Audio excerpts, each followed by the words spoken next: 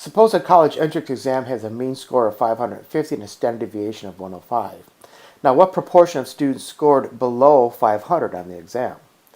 Well, if I put this in a mathematical notation, this is saying that scores are distributed normal with a mean of 550. Remember that first number is always a mean, and a variance of 105 squared.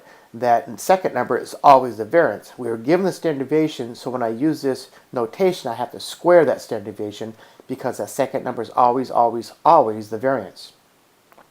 So the question is really, what's the probability that a score was less than or equal to 500? Because this is continuous, this exact same thing is saying that the probability of the score is less than 500. The less than versus less than or equal makes no difference when we're considering this data to be continuous.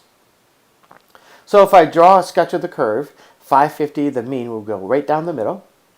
And I'm looking for 500, so I'm really interested in 500 or below.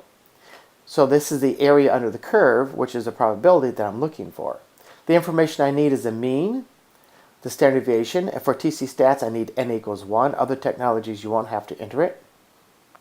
The lower bound is negative infinity, the upper bound is 500. When I enter that information, I get a probability of 0.3170, which is the same as saying that the proportion of students who scored below 500 or 500 or below is 31.7%.